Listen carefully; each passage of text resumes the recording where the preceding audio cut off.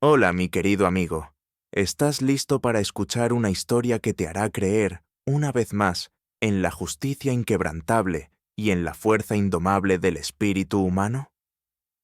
Porque hoy te traigo un relato que te dejará sin aliento, un testimonio conmovedor de cómo la verdad, como un diamante oculto en la roca más dura, siempre emerge para brillar con su luz propia. El rostro del arrogante Ricardo Montalvo se contrajo en una mueca de incredulidad y terror absoluto, su piel palideciendo hasta volverse casi translúcida, mientras una mano familiar y firme se alzaba entre los postores, la de Camila Morales, la misma mujer a la que él había echado a la calle con desprecio apenas un año atrás, ahora allí, imponente, dispuesta a arrebatarle su última posesión. Camila Morales, a sus 31 años, llevaba sobre sus hombros el peso invisible de una vida marcada por la resiliencia y la incesante lucha.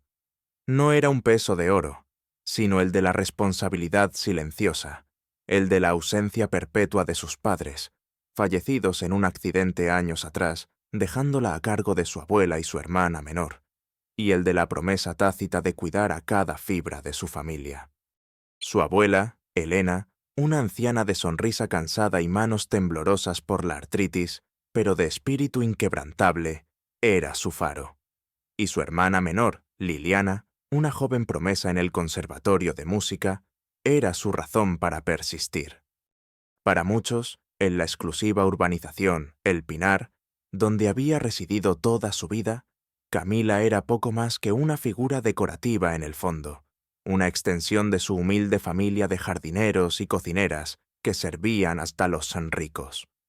Su trabajo en la mansión de los Montalvo, una de las más ostentosas del lugar, como asistente de mantenimiento y jardinera, era un eufemismo para un sinfín de tareas ingratas y olvidadas, donde su verdadero talento, una habilidad casi mística para organizar, administrar y optimizar recursos, pasaba desapercibido, relegado a los rincones más oscuros de la servidumbre.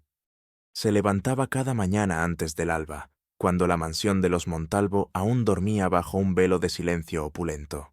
La luz tenue de la mañana se filtraba por las rendijas de su pequeña ventana, revelando motas de polvo danzando en el aire. Su habitación, una pequeña dependencia en la parte trasera de la propiedad, adyacente a los cuartos de servicio, era modesta, de paredes finas que dejaban pasar los murmullos del personal a primera hora, y una única ventana que daba al patio de servicio, donde el olor a cloro y detergente era constante. Sus manos, a pesar de su juventud, estaban ligeramente curtidas por el manejo constante de herramientas de jardín, el roce de las espinas de los rosales y la limpieza de los rincones más inaccesibles, donde el polvo parecía adherirse con saña. Su ropa, aunque inmaculadamente limpia y planchada por ella misma con un esmero casi obsesivo, siempre tenía ese aspecto de haber sido usada 1000 veces, de ser demasiado simple, demasiado funcional para el ambiente pulcro, ostentoso y a menudo ridículo de El Pinar, donde cada prenda y cada joya gritaban el precio. Al cruzar los impecables senderos de adoquines, bordeados por setos perfectamente podados que ella misma mantenía, se fundía con la masa de empleados de rango menor, una sombra entre las sombras en los pasillos de mármol pulido y las salas revestidas de seda, donde su presencia era tan imperceptible como el aire. Las miradas de los dueños y de sus hijos, los comentarios apenas susurrados, pero audiblemente hirientes, eran punzantes, aunque nunca expresados directamente a ella, siempre velados en una condescendencia que la quemaba por dentro. Ahí va la flor del jardín, siempre con esa cara de velorio, como si cargara el peso del mundo. Le había espetado un día Marina Montalvo, la hija mayor de Ricardo, y la dueña de una condescendencia exasperante. Marina, una mujer de 20 y pocos con un peinado impecable, ropa de diseñador que parecía recién salida de una pasarela y una superficialidad que le calaba los huesos hasta el alma, siempre encontraba la forma de humillarla con su crueldad solapada. Ese día, Marina había, accidentalmente, derramado una copa de vino tinto sobre la falda de lino de Camila, mientras Camila servía aperitivos en una de las innumerables fiestas vacías de la mansión. El líquido carmesí se extendió rápidamente por la tela clara, tiñéndola de vergüenza. —¡Ups! ¡Qué torpe eres, Camila! Pareces tener manos de mantequilla hoy.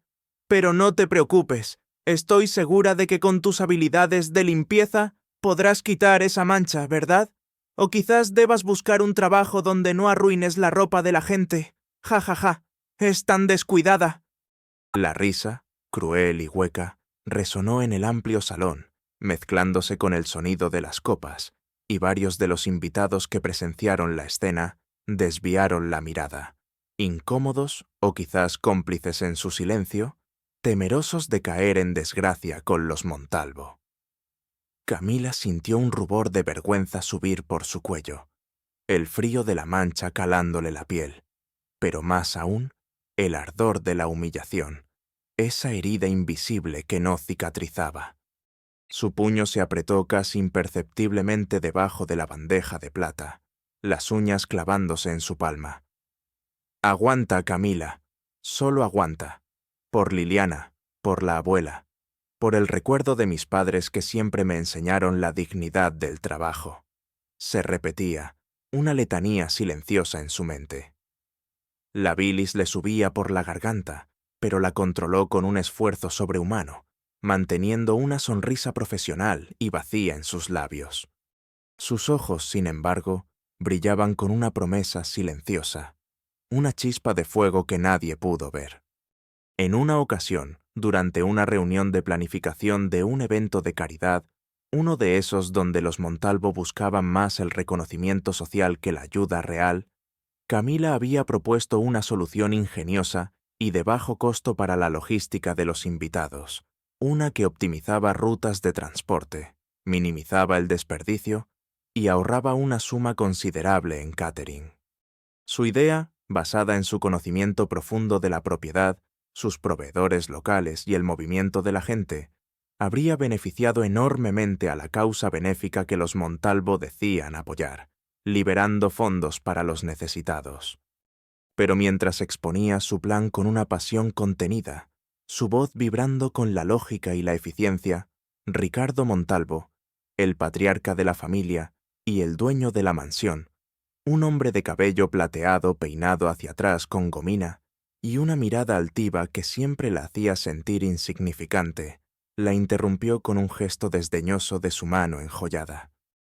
«Camila, Camila», dijo, su voz grave y condescendiente, cargada de una superioridad innata que la aplastaba. «Apreciamos su iniciativa, pero lo que necesitamos aquí son soluciones de clase, elegantes, de alto nivel, no ahorros, que rayan en lo vulgar o en lo improvisado. Sus ideas, aunque prácticas, carecen de la distinción y la sofisticación que un evento de nuestra categoría requiere. Deje que los profesionales se encarguen de ello. Usted, a lo suyo». Luego, el señor Montalvo se volteó hacia su esposa, quien apenas había contribuido con una idea original, y la felicitó efusivamente por una propuesta genérica y costosa de una empresa de eventos. «Esa es la visión, querida, el futuro de la filantropía con estilo». Camila sintió una punzada aguda en el pecho, como si un puñal invisible la hubiera atravesado, helando su corazón y su alma. Sus palabras se ahogaron, su mente gritaba de frustración ante la ceguera, la ignorancia y la arrogancia de aquellos que se creían superiores. La garganta se le apretó, impidiéndole pronunciar la defensa que quería espetar. El dolor de la injusticia la ahogaba. La sensación de ser invisible, de que su inteligencia y su esfuerzo eran deliberadamente ignorados y menospreciados por su posición social, era un veneno lento que la consumía por dentro, día tras día. Incluso en la cocina, su dominio y refugio de trabajo, el clasismo se manifestaba sin cesar, susurrando y riendo a sus espaldas. Mientras Camila preparaba sus modestas comidas en el rincón de los empleados, un simple tazón de sopa de lentejas o un guiso frugal de verduras, envuelto en el aroma de las especias de su abuela, escuchaba a las damas Montalvo hablar con desparpajo de sus recientes compras en las boutiques más exclusivas de París o de sus planes de remodelación extravagantes para habitaciones que apenas usaban o que ni siquiera existían. La risa de ellas, hueca y vacía, resonaba en el amplio espacio, mezclándose con el tintineo de la vajilla de porcelana, contrastando con el silencio solitario de sus pensamientos y el eco de sus propias frustraciones. Se sentía como un extraño en su propia vida, un fantasma en el corazón de la opulencia que ella mantenía en funcionamiento. La sensación de aislamiento y subestimación era una mordedura constante en su espíritu. No es justo, pensaba, mientras masticaba lentamente su comida insípida, sus ojos fijos en la ventana que daba a los jardines que ella cultivaba. Ellos tienen todo y ni siquiera valoran el talento que podría darles más, o el trabajo duro que los sostiene. Solo ven el dinero, no el ingenio, ni la dignidad del trabajo, ni el esfuerzo ajeno. Esta humillación cotidiana, la invisibilidad forzada a la que era sometida por los Montalvo y su círculo, alimentaba un fuego lento pero constante de determinación en su interior, un deseo silencioso y poderoso de demostrar su verdadera valía, no solo por sí misma, sino por aquellos que dependían de ella, por la abuela Elena y por Liliana. Liliana, su hermana, era su luz en la oscuridad, su motivación más profunda, su razón de ser. Ella, con su talento musical, era un alma delicada pero fuerte, que la miraba con una admiración que Camila sentía inmerecida. Los sueños de Liliana de estudiar en el extranjero, en una prestigiosa academia de música en Viena, eran el motor que impulsaba a Camila a soportar cada humillación, cada desprecio, cada injusticia. Quería para Liliana un futuro lejos de las sombras de las mansiones ajenas, un futuro donde su talento brillara sin límites. La abuela Elena, con su sabiduría silenciosa y su fe inquebrantable, le recordaba constantemente, acariciando su rostro: «Mi niña, la dignidad no te la da el dinero, sino el corazón que llevas, y el tuyo es puro. Dios no se olvida de los justos, y menos de los que trabajan con honestidad». Esas palabras, susurradas con la voz cascada de la edad, eran su bálsamo, su aliento, su razón para luchar un día más. Se prometió a sí misma, con un juramento silencioso en su corazón, que Liliana no sufriría las mismas humillaciones que ella. El día que lo cambió todo, llegó con la frialdad de un golpe inesperado, un golpe maestro de la crueldad. Ricardo Montalvo, con una sonrisa aún más arrogante de lo usual y una mirada que brillaba con una satisfacción perversa, la llamó a su despacho, un lugar que Camila rara vez pisaba, un sancta sanctorum de poder y secretos. El despacho, con sus gruesas cortinas de terciopelo verde esmeralda que bloqueaban la luz del sol, sus estanterías repletas de libros que probablemente nadie leía, y el penetrante olor a tabaco caro y whisky añejo, era un santuario de poder y de un lujo que asfixiaba. «Camila», dijo Ricardo, jugando con un abrecartas de plata maciza, sus uñas impecablemente pulidas. Su voz era tranquila, casi complaciente. «Mi esposa y yo hemos decidido que, lamentablemente, ya no requerimos de sus servicios. Hemos encontrado a alguien más adecuado para nuestras necesidades actuales, más exclusivo. Y, por cierto, la habitación de servicio donde reside actualmente también será necesitada por nuestro nuevo personal, que necesita más espacio y privacidad. Tiene exactamente 24 horas para desalojar la propiedad. Espero que encuentre un lugar donde pueda ser más feliz, con menos polvo, quizás. Y menos obligaciones. Esto es un favor, considérelo así». La voz de Ricardo era un látigo de seda, cada palabra una puñalada directa al corazón, más dolorosa que un golpe físico. No había razón real, no había advertencia, no había indemnización. Solo la más cruda y cruel de las humillaciones, envuelta en un falso manto de cortesía. El aliento de Camila se detuvo en su garganta, como un pájaro atrapado.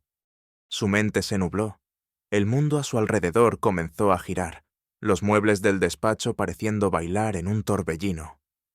24 horas, echarla a la calle, sin más, a ella y a su vulnerable familia. El pánico se apoderó de ella, un frío glacial que le recorría las venas, un nudo apretado en el estómago que le impedía respirar. La bilis le subió por la garganta. ¿Cómo? ¿Por qué? ¿Qué les diría a Liliana y a la abuela? ¿A dónde irían? Cada sacrificio, cada humillación soportada, cada hora extra sin pago, cada esfuerzo por mantenerles la casa limpia y el jardín floreciendo. ¿Se desvanecía así, en un instante, por el capricho de un hombre cruel? La imagen de su abuela, sus ojos preocupados y desorientados, y Liliana, tan frágil pero con sueños tan grandes y preciosos, se proyectó en su mente, más vívida que nunca. ¿Qué les diría? ¿Cómo las miraría a los ojos, admitiendo su fracaso? Su reputación, su futuro, todo lo que había construido con tanto esfuerzo, estaba destrozado en un instante. Sintió un mareo, las paredes del despacho pareciendo cerrarse sobre ella, asfixiándola. La vergüenza y la rabia ardían en su pecho, una mezcla tóxica que la asfixiaba, dejándola sin aire. Se sentía un fracasado, la peor de las personas, incapaz de proteger a su familia. Sus sueños se habían convertido en su peor pesadilla. Mientras recogía sus pocas pertenencias en la habitación de servicio, sus manos temblaban incontrolablemente, incapaces de sostener las pocas cosas que poseía. Fuera, la mansión de los Montalvo parecía burlarse de ella con su imponente lujo, sus ventanas brillantes como ojos que la juzgaban. Un grito ahogado escapó de los labios de Camila al ver la sonrisa de suficiencia de Marina Montalvo asomándose por la ventana del salón mientras la veía salir con su pequeña maleta de viaje, el único equipaje de su vida. La humillación era total, la punzada de dolor más profunda que nunca. Pero entonces, mientras cerraba la verja de hierro forjado de la propiedad por última vez, el metal frío contra sus dedos, un pensamiento fugaz cruzó su mente, un hilo de Ariadna que se presentó en medio del caos de su desesperación. Había escuchado rumores en la cocina, entre las cocineras y el servicio, sobre los problemas financieros ocultos de Ricardo Montalvo, sobre sus negocios raros que no prosperaban y sus préstamos con intereses altísimos, que lo ahogaban como una soga. Había una cláusula extraña en el contrato del último préstamo hipotecario de la mansión, que había visto por casualidad en la mesa de Ricardo, un papel que contenía una serie de cifras que le llamaron la atención por su desequilibrio, por la ilógica de sus sumas. Era un detalle minúsculo, una anomalía en una suma exorbitante que su mente matemática había detectado.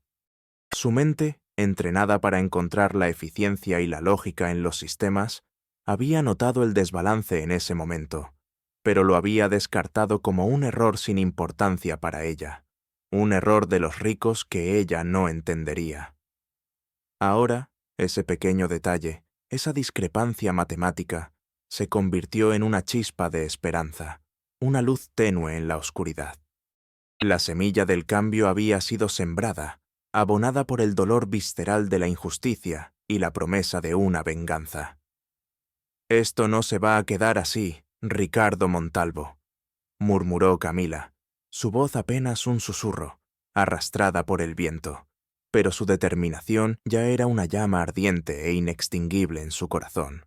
Sus ojos, aunque húmedos por las lágrimas contenidas, brillaban con una nueva y peligrosa luz, la luz de la justicia por venir. Tras el shock inicial y la brutalidad de ser expulsada de la única casa que había conocido en toda su vida, Camila, Liliana y la abuela Elena se vieron forzadas a buscar refugio en un pequeño y destartalado apartamento en un barrio humilde y olvidado, muy lejos de la opulencia de El Pinar y de los murmullos de los ricos. Las paredes del apartamento eran finas como papel, dejando pasar los ruidos de los vecinos, los llantos de los niños y la música estridente. El olor a humedad era constante, una presencia pegajosa que se adhería a la ropa y a la piel. La cama de la abuela, que antes descansaba en un espacio tranquilo y bien ventilado, ahora estaba apretujada contra una ventana que daba a un ruidoso callejón lleno de basura y olores desagradables. Camila se sentía sofocada, no solo por la estrechez del espacio, sino por la vergüenza y la angustia que la consumían. La visión de Liliana intentando estudiar su violín en el pequeño espacio, con la distracción constante de la calle y el eco de su vida anterior, le rompía el corazón en 1000 pedazos. Sus propias manos temblaban al preparar las escasas comidas, sus músculos doloridos y sus articulaciones adoloridas por los nuevos y extenuantes trabajos de limpieza que había conseguido, pagados a duras penas, apenas lo suficiente para sobrevivir. Era un golpe bajo, una bofetada constante de la realidad que la perseguía. ¿Habría sido esta la voluntad de Ricardo Montalvo? ¿Verla sufrir, humillada, en la miseria? La idea le infundía una rabia fría. Camila pasaba horas en la pequeña mesa de la cocina, rodeada de tazas de café vacías y migas de pan seco, mientras su familia dormía en la habitación contigua. Con la ayuda de una vieja laptop prestada por un vecino que se había conmovido con su historia, se sumergió en una búsqueda febril de pruebas. Rebuscó en bases de datos públicas en línea, en archivos de noticias locales que databan de décadas atrás, en foros de economía oscura y bienes raíces. Su mente, que antes desentrañaba sistemas logísticos y de mantenimiento en la mansión Montalvo, con una eficiencia casi innata, ahora aplicaba esa misma lógica implacable al caos del mercado inmobiliario y las finanzas turbias. La cifra, aquel desequilibrio en el préstamo de Montalvo que había visto en el escritorio, era su único hilo, su particular hilo de Ariadna, en un laberinto de números y cláusulas legales. El proceso de la transformación, investigación, preparación. El camino de Camila fue arduo, pavimentado con la frustración, la desesperación y una perseverancia casi sobrehumana. Obstáculo 1. La muralla burocrática y la esclavitud del dinero. Cada intento de acceder a información legal o financiera sobre la mansión Montalvo y sus negocios ilícitos era una muralla inquebrantable, una fortaleza impenetrable. Los abogados consultados por vía telefónica le daban largas, prometiendo citas que nunca llegaban. Las pocas consultas gratuitas que lograba solo le ofrecían vagas generalidades, consejos superficiales que no la llevaban a ninguna parte. Se sentía sola, minúscula, abrumada por la inmensidad del sistema legal y la aplastante falta de recursos. Esto es imposible, pensó, apoyando la cabeza entre las manos, el agotamiento físico y mental pesándole como una losa de cemento sobre su pecho. Su cuerpo le dolía de la tensión acumulada, cada músculo vibraba con el estrés. La frustración le quemaba la garganta, dejándola casi sin voz. ¿De verdad valía la pena? ¿Podría una simple jardinera como yo enfrentarse a un hombre como Ricardo Montalvo, con su ejército de abogados caros y sus influencias políticas y sociales? La desesperación era un pozo sin fondo, y sentía que se ahogaba en él. Monólogo interno. No puedo rendirme, no después de lo que me hizo, no después de lo que le hizo a mi familia. La abuela tose más por la humedad de este apartamento, sus ojos tienen menos brillo. Liliana no puede concentrarse en su música, su violín suena triste en este espacio.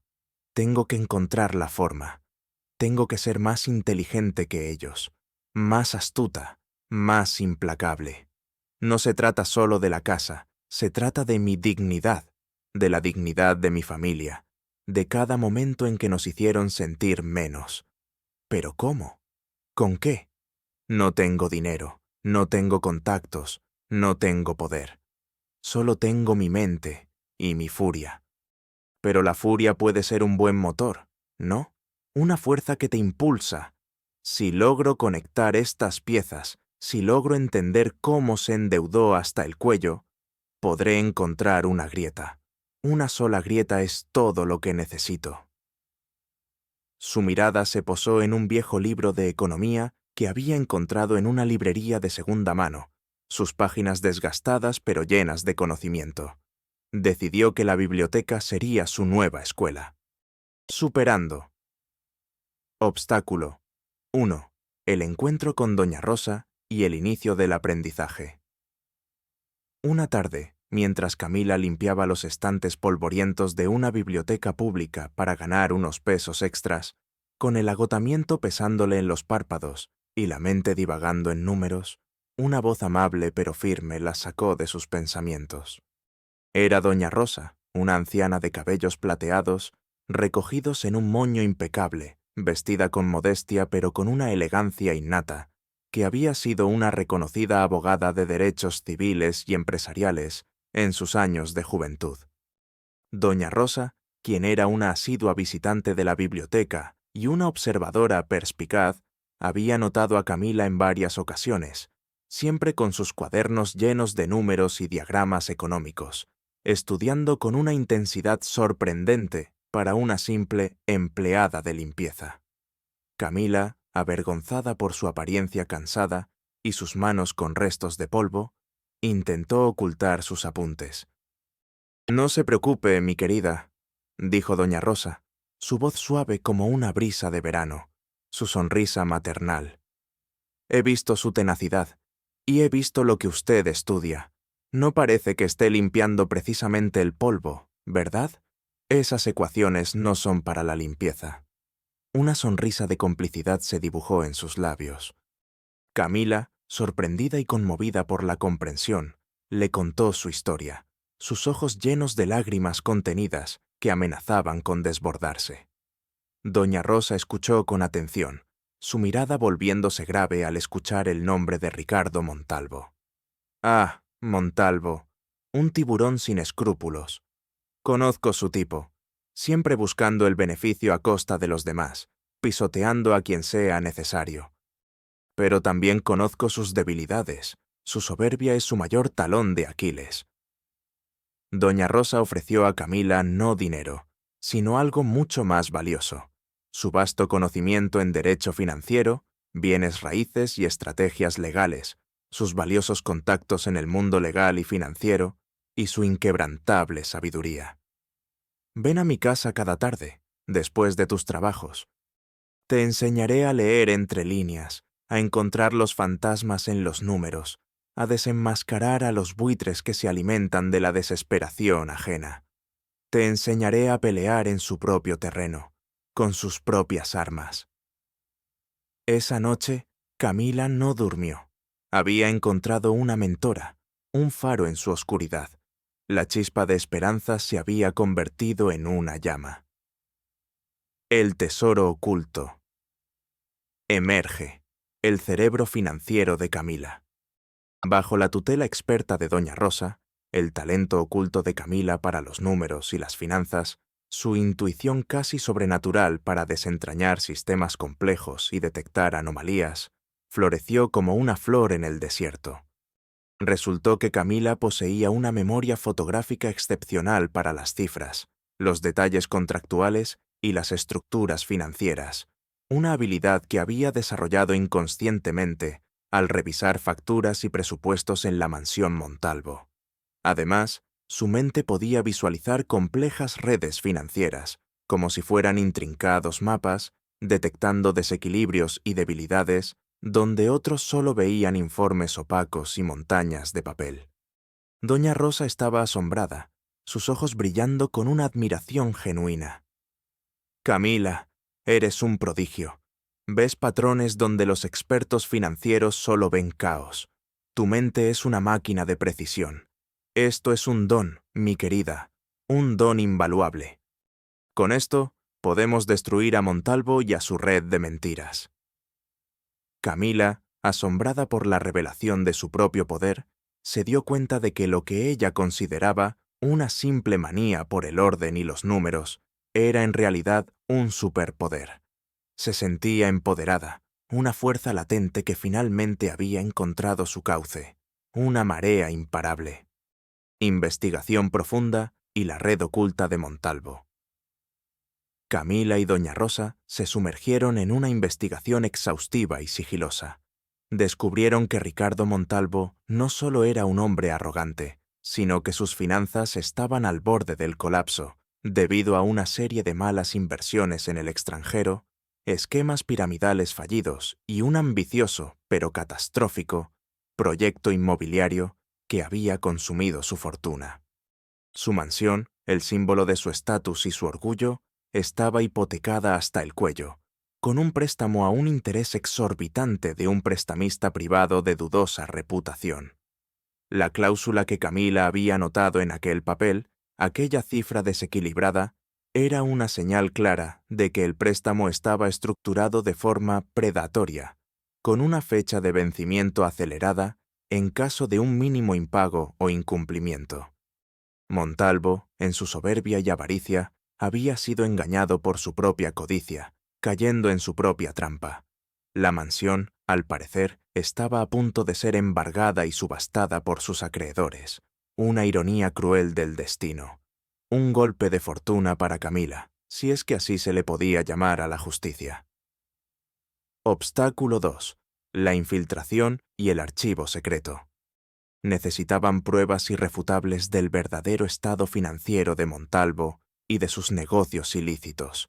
La documentación pública no era suficiente. Doña Rosa, con su experiencia, sugirió infiltrarse en el antiguo bufete de abogados que manejaba sus negocios más turbios y ocultos. Era arriesgado, casi imposible, una misión digna de una película de espías. Camila sintió un nudo helado en el estómago. ¿Pero cómo, doña Rosa? Es una fortaleza, con seguridad las 24 horas y sistemas de vigilancia. ¿Y si me reconocen? La idea de ser descubierta la aterrorizaba. Monólogo interno 2. Esto es demasiado arriesgado. Si me descubren, todo se acaba. No solo para mí, sino para doña Rosa, que ha arriesgado su reputación por mí. Para Liliana, que sueña con un futuro. Para la abuela, que solo merece paz. ¿Y si Montalvo me reconoce? ¿Y si me acusa de robo o allanamiento? Mi vida estaría arruinada para siempre. Pero si no lo hacemos, no tendremos las pruebas suficientes. Y él seguirá impune, seguirá pisoteando a la gente, seguirá riéndose en su mansión. Tengo que ser valiente. Tengo que recordar cada rincón de esa mansión, cada costumbre de Ricardo, cada punto ciego en la seguridad. Soy una experta en la sombra, una especialista en pasar desapercibida, en ser invisible. Puedo hacerlo por todos los que sufrieron por su avaricia, por el hogar que nos arrebató, por la justicia. Su mirada se endureció. La adrenalina comenzó a bombear en sus venas, disipando el miedo. Superando obstáculo 2. El plan de infiltración y el aliado inesperado. Fue entonces que doña Rosa recordó a Leo. Leo, un joven brillante en informática, ex cliente suyo, a quien había ayudado en un caso de acoso cibernético años atrás. Leo era un hacker ético, con una moral inquebrantable y una habilidad sobrenatural para navegar por las redes informáticas más complejas. Doña Rosa le presentó a Camila en un café discreto. Leo, intrigado por la historia de Camila y con un desprecio innato por los abusadores de poder, aceptó de inmediato ayudar. «Me encanta desmantelar a los prepotentes, doña Rosa», dijo con una sonrisa. Juntos idearon un plan audaz y meticuloso. Camila, usando su conocimiento de las rutinas de limpieza del bufete, que había adquirido disimuladamente mientras hacía trabajos de limpieza extras en el edificio para pasar desapercibida, y Leo, con sus habilidades informáticas para sortear los sistemas de seguridad, lograron acceder a la base de datos de los abogados de Montalvo durante la noche. Camila, con el corazón latiéndole a 1000 por hora, el sudor frío perlaba su frente mientras sus dedos hábiles navegaban por los archivos. Buscó el expediente de Ricardo. Lo encontró. Un archivo oculto y encriptado, bajo el nombre clave, Operación Fénix, que detallaba no solo el préstamo predatorio, sino una serie de estafas inmobiliarias que Ricardo había cometido en el pasado, usando el mismo modus operandi de engaño y despojo. Era oro puro, la prueba definitiva que necesitaban para destruirlo. El aire frío del despacho, la luz tenue de la pantalla del ordenador, el zumbido constante de la computadora. Todo se grabó en su memoria. Una sinfonía de la justicia. Obstáculo 3. La traición del socio. Una semana antes de la subasta de la mansión Montalvo, una carta anónima llegó a la oficina de doña Rosa. Contenía una copia de un email comprometedor entre Ricardo Montalvo y uno de sus antiguos socios, un tal señor Vargas, en el que Montalvo se burlaba abiertamente de la deuda que Vargas le había perdonado años atrás. Una deuda que había sido fundamental para salvar a la familia Vargas de la quiebra económica. Ricardo no solo era un estafador y un tirano, sino un traidor hipócrita que se mofaba de la bondad ajena. Esta traición, aunque no directamente relacionada con Camila en ese momento, le dio una nueva dimensión a la depravación moral de Montalvo.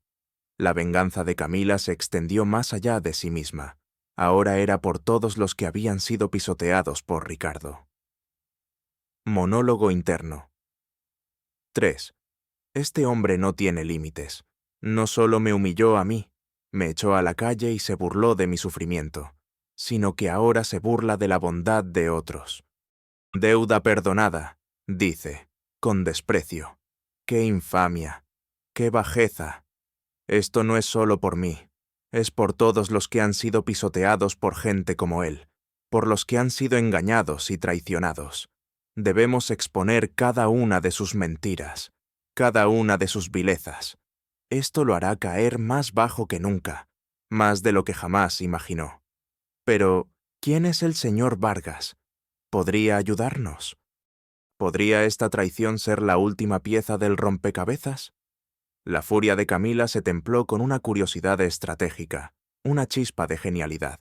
Necesitaba saber más sobre este señor Vargas, superando obstáculo 3, la conexión con el señor Vargas y la alianza del multimillonario. Doña Rosa, con su vasta red de contactos en los círculos legales y financieros, descubrió que el señor Vargas era, en realidad, el multimillonario Alejandro Vargas, un hombre de negocios excéntrico y muy respetado, conocido por su discreción y su inmensa fortuna, pero sobre todo por su integridad. Y lo más importante, era un filántropo que discretamente había ayudado a muchas familias que habían sido víctimas de estafadores como Montalvo, sin buscar reconocimiento. Doña Rosa, con una mezcla de audacia y esperanza, le envió una carta a Alejandro Vargas, adjuntando la prueba de la traición de Montalvo, la carta donde se burlaba de él. La respuesta llegó en menos de 24 horas, una invitación a una reunión privada en su oficina en la torre más alta de la ciudad. El señor Vargas estaba furioso por la traición, una deuda que él había perdonado en un acto de compasión y confianza. Su honor había sido mancillado. «Señorita Morales, doña Rosa», dijo Vargas, su voz tranquila pero con una frialdad gélida que helaba la sangre. «Ricardo Montalvo pagará por esto, y no solo por su traición a mí, sino por la injusticia que le hizo a usted. Tendrá mi apoyo incondicional. Mis recursos, mi influencia, mis abogados, están a su entera disposición. Montalvo se encontrará con un destino que jamás imaginó». La alianza estaba forjada, un pacto sellado en el fuego de la justicia. La maquinaria de la vindicación se ponía en marcha. La tensión alcanzó niveles palpables a medida que la fecha de la subasta de la mansión Montalvo se acercaba. Ricardo, por su parte, se movía en un torbellino de desesperación. Las llamadas de sus banqueros eran constantes y amenazantes. Sus socios lo evitaban como si fuera un apestado. Su rostro, antes un paradigma de la arrogancia y la seguridad, ahora mostraba ojeras profundas, una piel cetrina y una irritabilidad constante que apenas podía contener. La fachada de intocabilidad que proyectaba se resquebrajaba a pasos agigantados, revelando el miedo subyacente. Los rumores de su bancarrota se extendían como la pólvora en los círculos sociales. Confrontación menor 1. El intento de desesperación de Montalvo. Una mañana, el teléfono de Camila vibró con un número desconocido. Era Ricardo Montalvo. Su voz, que antes era altiva y autoritaria, ahora sonaba ronca de desesperación y de algo que parecía miedo. Camila, necesito un favor. Sé que eres buena con los números, que eres hábil con esas cosas. Mi mansión va a subasta. Necesito que me ayudes a encontrar un comprador rápido, alguien que pague bien, muy bien. Prometo darte una comisión generosa, y hasta te conseguiré un trabajo en una buena empresa, en la que tú quieras. Te haré una recomendación personal. El cinismo de Ricardo era nauseabundo, una bofetada a su dignidad. Camila sintió una oleada de asco tan intensa que casi vomitó. Después de todo lo que le había hecho, de echarla a la calle, ¿ahora le pedía ayuda? Su puño se apretó bajo la mesa. Sus uñas se clavaron en su palma. «Lo siento, señor Montalvo», respondió Camila, su voz fría y profesional, sin una pizca de emoción.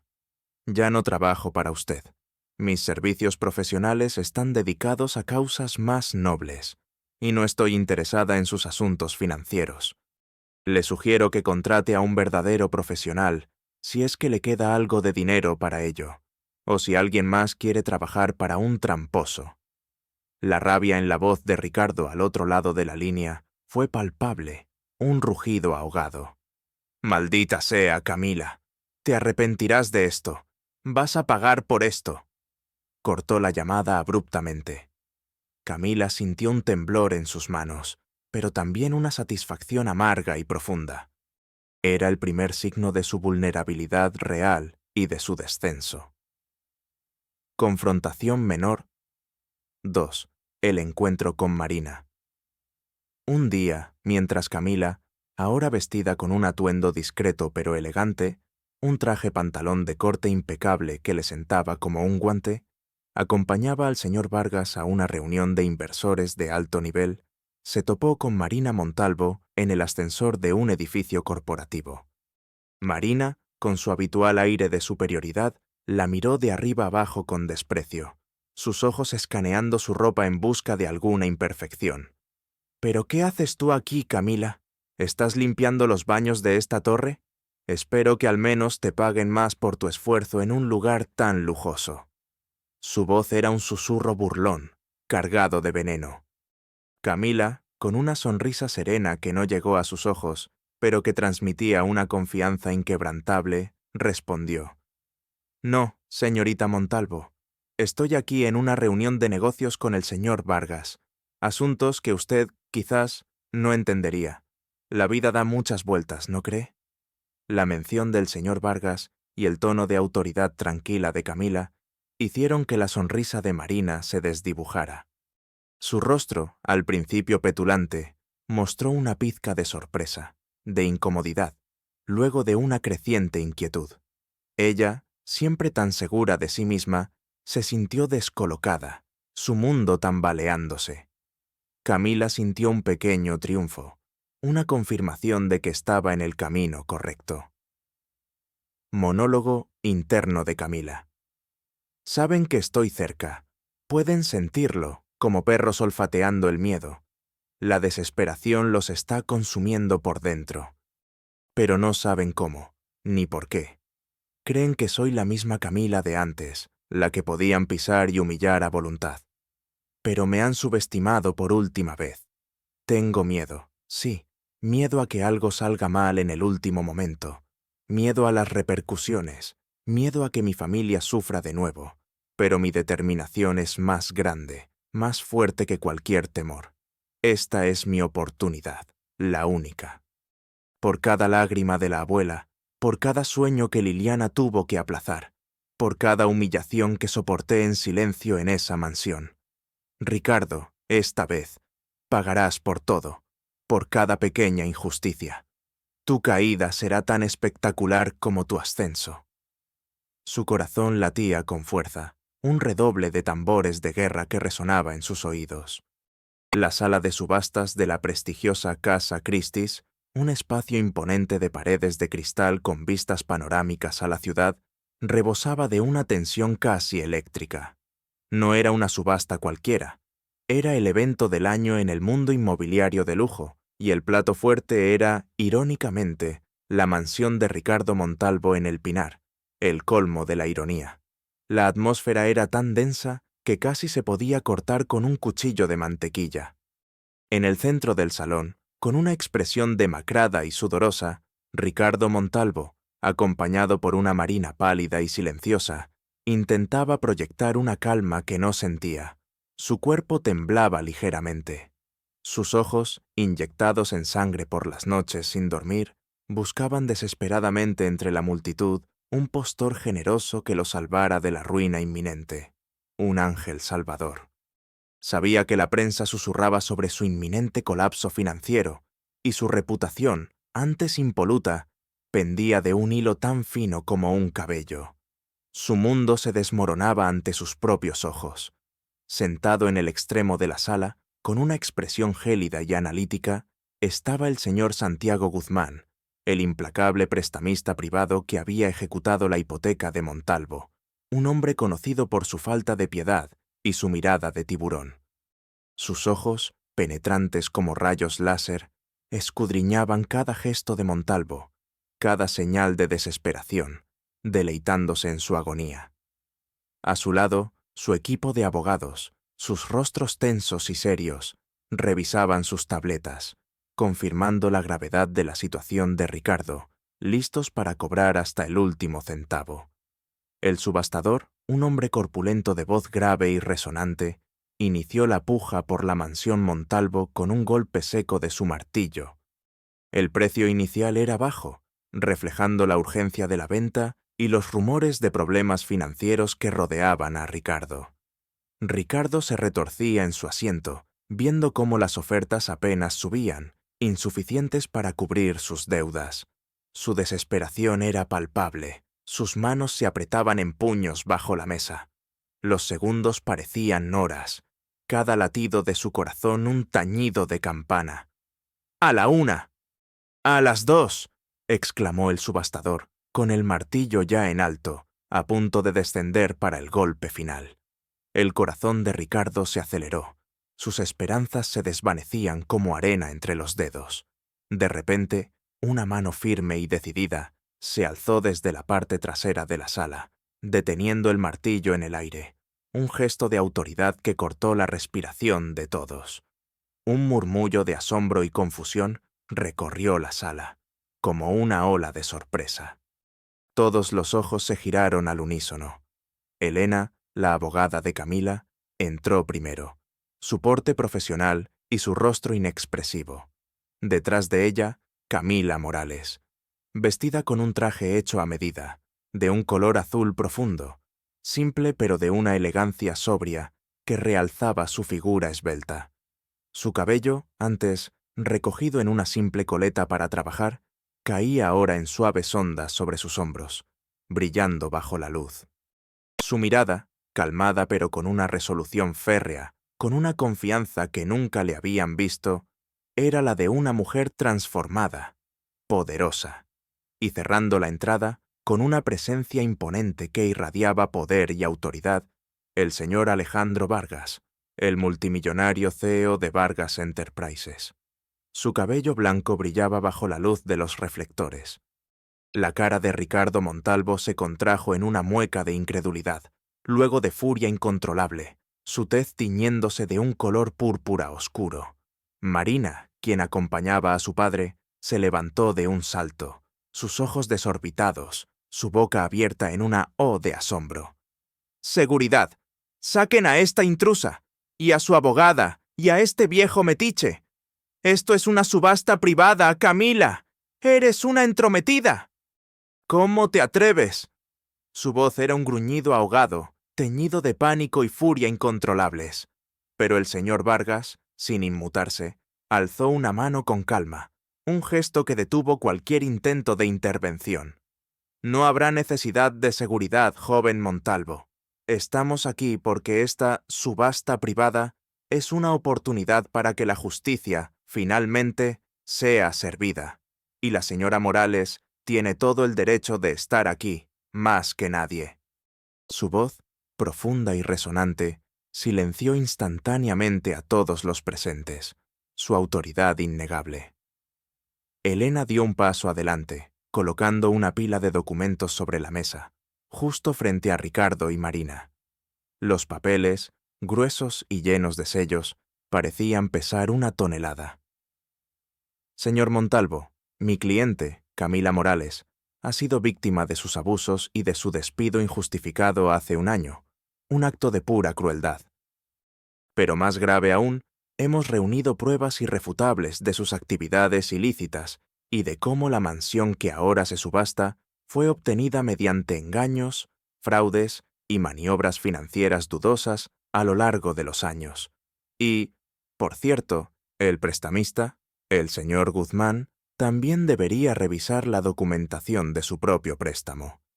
Hay inconsistencias, ocultación de información y un posible fraude en su propio contrato, señor Guzmán, que le implicaría directamente. La mención del fraude hizo que la cara de Guzmán se tensara. Sus ojos se abrieron en shock, el pánico reflejándose en ellos.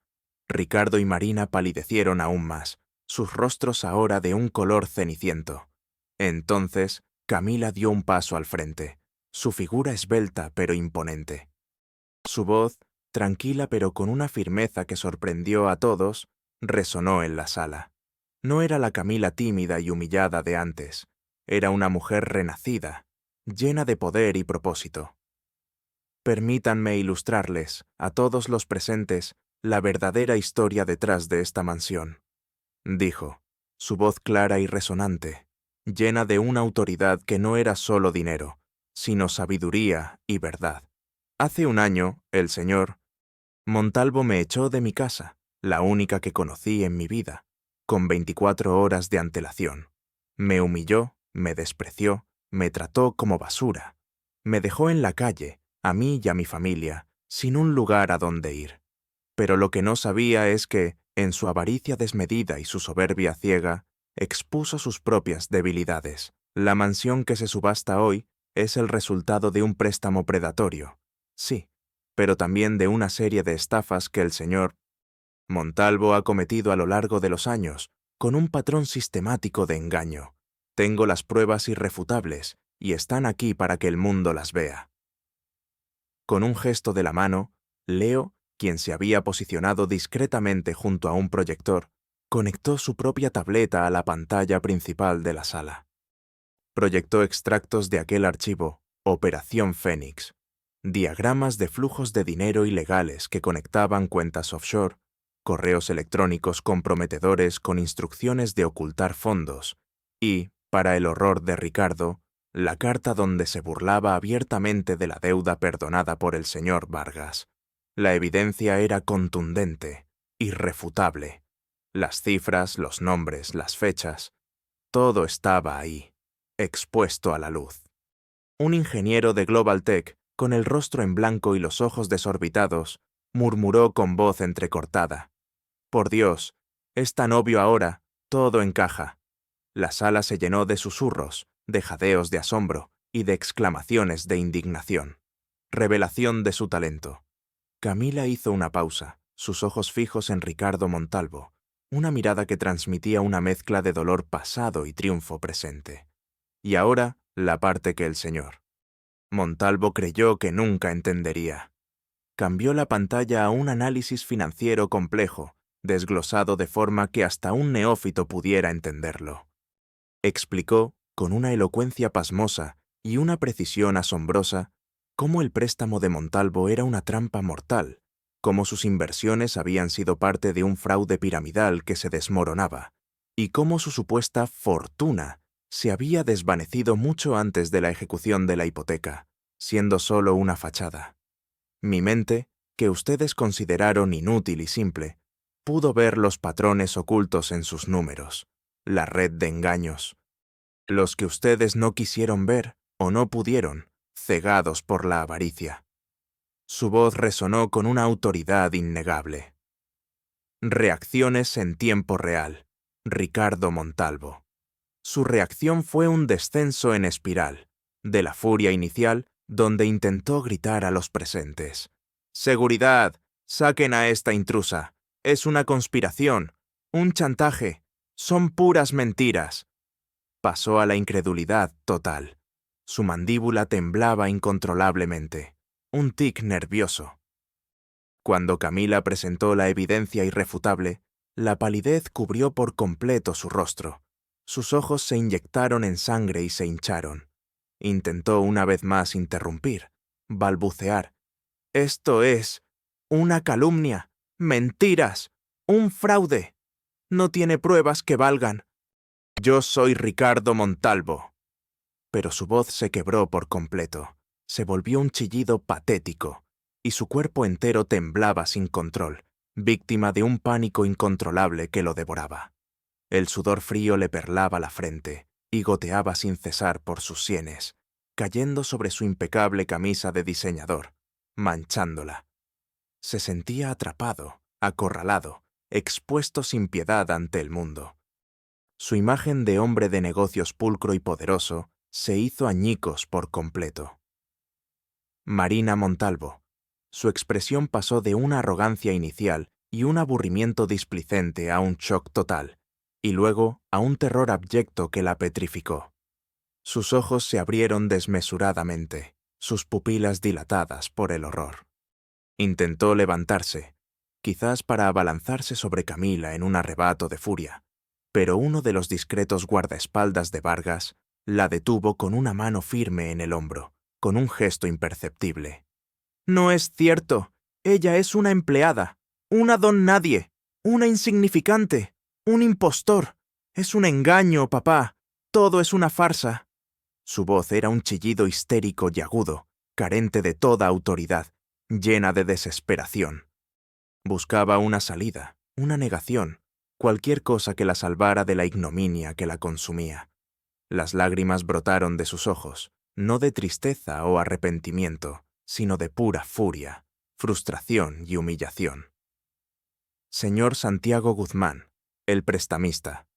Su rostro, al principio impasible y severo, una máscara de profesionalismo, se transformó en una máscara de profunda preocupación y sorpresa. Sus ojos se abrieron, luego se entrecerraron en concentración mientras Camila hablaba, absorbiendo cada palabra y cada número, la implicación de la evidencia clavándose en su mente. Al ver la evidencia proyectada, una pizca de pánico y traición cruzó por ellos. Su mano se dirigió a su nudo de la corbata, que parecía asfixiarlo de repente.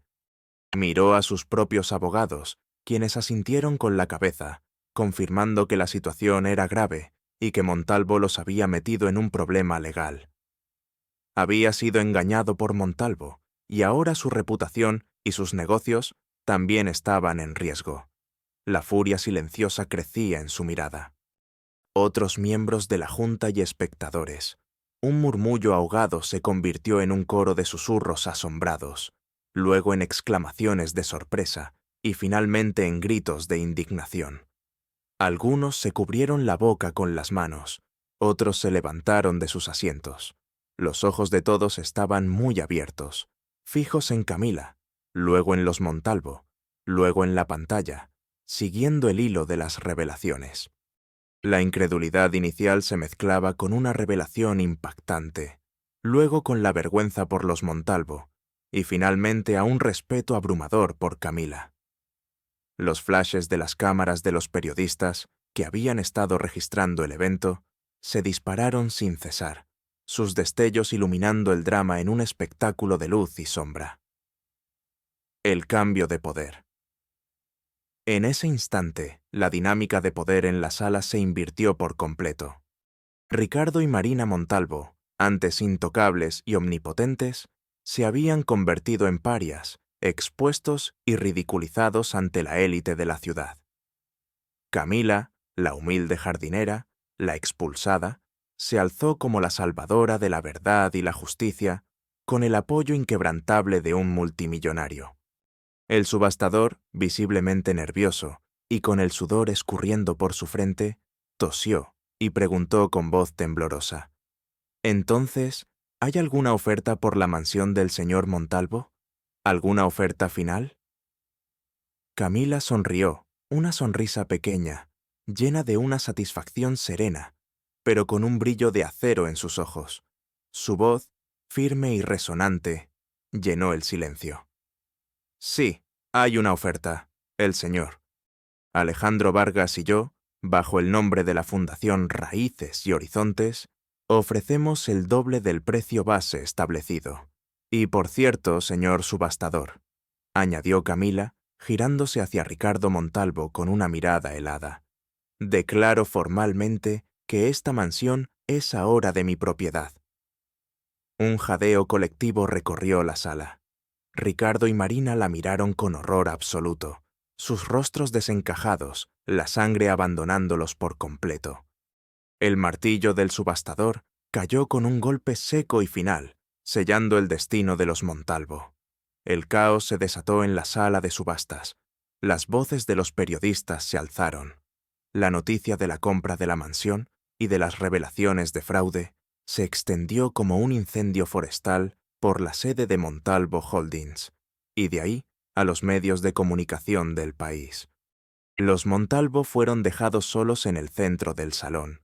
Sus rostros cenicientos, sus sueños de un imperio intocable hechos añicos, observando cómo Camila firmaba los papeles de la compra con una elegancia, una calma y una dignidad que les resultó insoportable y humillante hasta la médula. La caída de los Montalvo fue tan visceral y absoluta como su arrogancia había sido implacable, una espiral descendente que los arrastró a la ruina total. Elena, la abogada de Camila, no perdió el tiempo. Ese mismo día, con la indignación ardiendo en su interior, presentó la demanda oficial contra Ricardo Montalvo y Montalvo Holdings por despido improcedente, difamación, sabotaje profesional, fraude corporativo a gran escala y extorsión, sumando cada delito que habían cometido.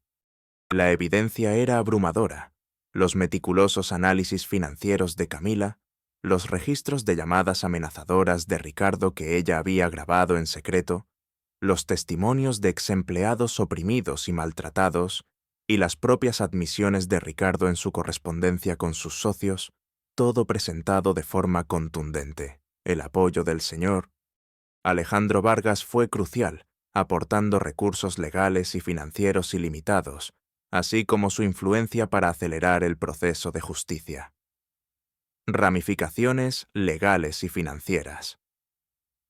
En cuestión de semanas, Montalvo Holdings se vio inmersa en una vorágine de investigaciones.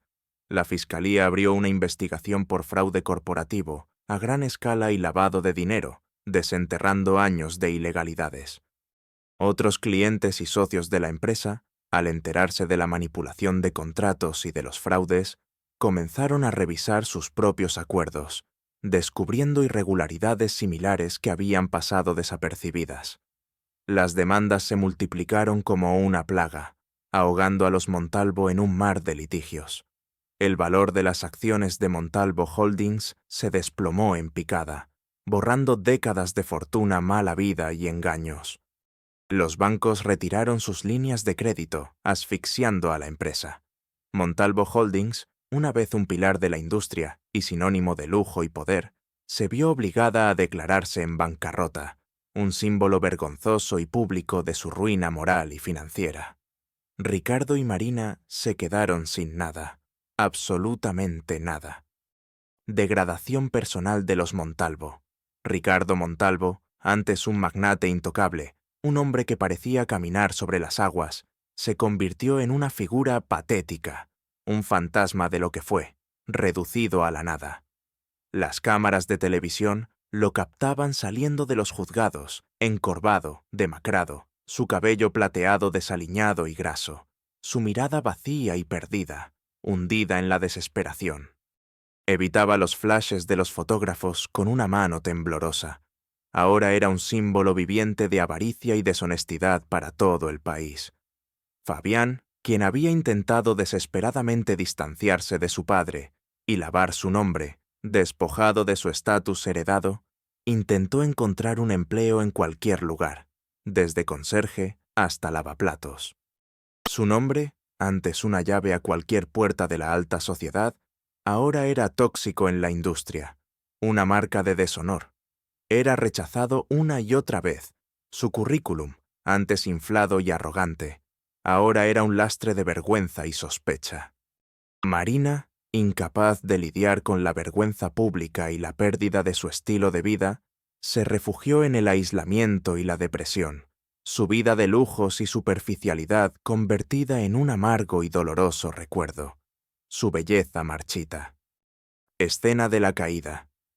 Una tarde lluviosa, Camila, ahora conduciendo un discreto pero elegante coche de empresa, uno de los tantos activos de la fundación, no un lujo ostentoso, sino una herramienta de trabajo, se detuvo en un semáforo. Miró hacia la acera y vio a Ricardo Montalvo. Estaba desaliñado, con un paraguas roto que no lo protegía de la lluvia, vistiendo ropa barata y gastada, y tratando de protegerse de la lluvia bajo el toldo de una pequeña tienda de barrio, su figura encorvada y patética. La gente pasaba a su lado sin reconocerlo, o lo miraba con desprecio.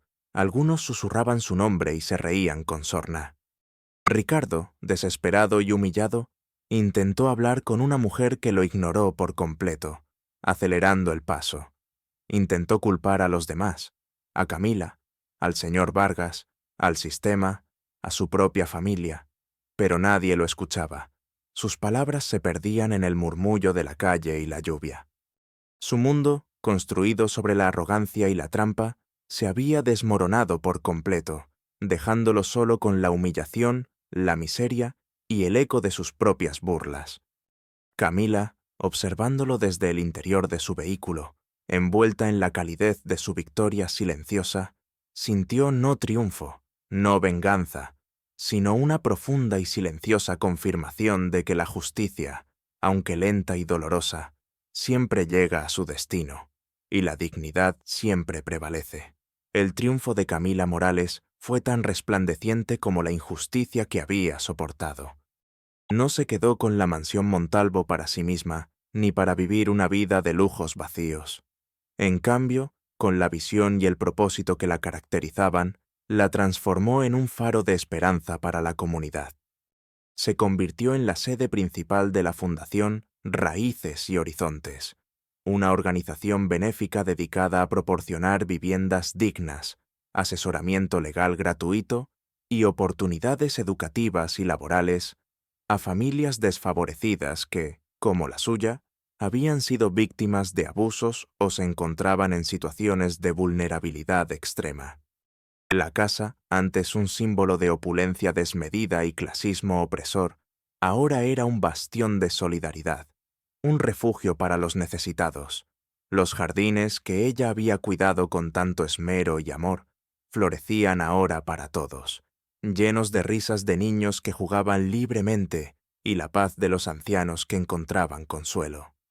La abuela Elena, con su salud mejorada gracias a los cuidados médicos que ahora podían permitirse, y su espíritu renovado, se mudó a un pequeño y luminoso apartamento, especialmente adaptado dentro de la misma mansión, un espacio tranquilo y lleno de luz. Su sonrisa era ahora constante, y sus ojos brillaban de orgullo por su nieta, sintiéndose finalmente en paz. Liliana, por su parte, recibió una beca completa de la Fundación Vargas, impulsada por Alejandro, para estudiar música en una prestigiosa academia en Viena, su sueño de la infancia hecho realidad. Sus cartas llegaban llenas de gratitud y de promesas de futuras melodías, de su violín que ahora cantaba con alegría. Camila, que nunca olvidó sus orígenes humildes ni la humillación que había sufrido, se dedicó a tiempo completo a la fundación, ahora una reconocida filántropa y defensora incansable de los derechos humanos y la justicia social. Daba charlas inspiradoras en escuelas, compartiendo su historia con una humildad que conmovía a todos, un testimonio vivo de la resiliencia. Hubo reencuentros significativos que marcaron su camino. Un día, en un evento de recaudación de fondos para la fundación, elegantemente organizado en los mismos jardines que una vez limpió, se encontró con una de las antiguas cocineras de la mansión Montalvo, una mujer amable que siempre la había tratado con bondad y discreción. La mujer, al ver a Camila en su nuevo rol, con su porte seguro, su elegancia innata y su aura de autoridad, se acercó con lágrimas en los ojos, incapaz de contener la emoción. «Señorita Camila, no sabe la alegría inmensa que siento al verla. Siempre supe, que usted tenía un destino grande, una luz especial.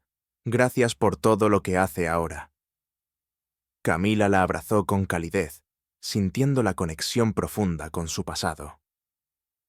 Tiempo después, la propia Marina Montalvo, despojada de su orgullo, sin dinero y enfrentando la cruda realidad de su nueva vida, acudió a la fundación en busca de ayuda, con la cabeza gacha. Camila, con el corazón en paz y sin rencor, no le negó la asistencia. «Todo el que necesite ayuda la recibirá aquí, señorita Montalvo, sin importar su pasado ni lo que nos haya hecho. Esta fundación es para todos». La mirada de Marina, al principio desafiante y llena de vergüenza, se llenó de lágrimas genuinas y una pizca de arrepentimiento, una rara emoción en su rostro. Fue la vindicación más dulce, más allá de la venganza.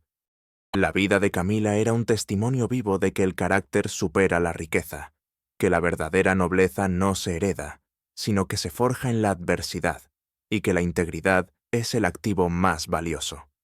Su nueva oficina, ahora en lo que antes era el fastuoso despacho de Ricardo Montalvo, tenía una vista panorámica del jardín floreciente y de la ciudad, pero en su escritorio siempre guardaba un pequeño objeto de su antigua vida, una pequeña regadera de latón abollada y desgastada, un recordatorio constante de dónde venía y de que su verdadera fuerza residía en su capacidad de transformar lo roto y humillado en algo nuevo, vital y hermoso. Su paz interior era palpable, su alegría contagiosa, su propósito inquebrantable.